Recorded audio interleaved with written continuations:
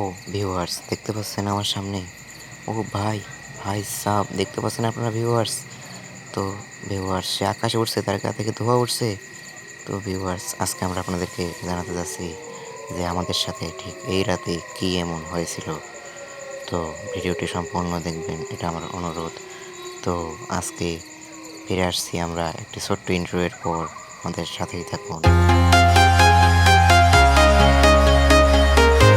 তো ভিউয়ার্স চলে আসলাম ইন্ট্রো এর পর। তো আজকে আমরা বাসিটির এমন একটা জায়গাতে যাচ্ছি যেখানে ভূত আকাশে উড়ে বেড়ায়, তার গা থেকে ধোঁয়া ওড়ে।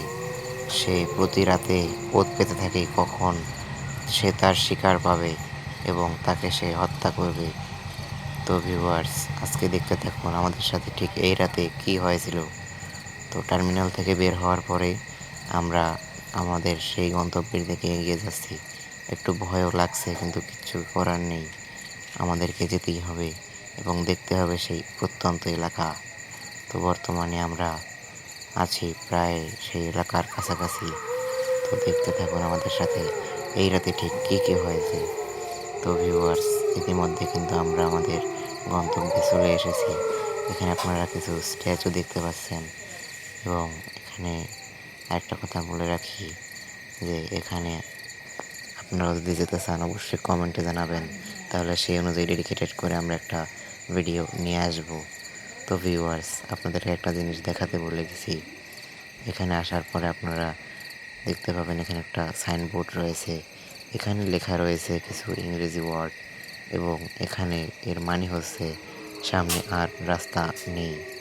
তো দেখতে পাচ্ছেন আপনারা ভিউয়ার্স ইতিমধ্যে কিন্তু আমরা সেই ডেস্টিনেশনে চলে এসেছি এবং আমরা কিন্তু আমাদের গাড়িটি নিয়ে উঠতে পারিনি। তাই এবার আমরা হেঁটে হেঁটে উপরের দিকে উঠছি।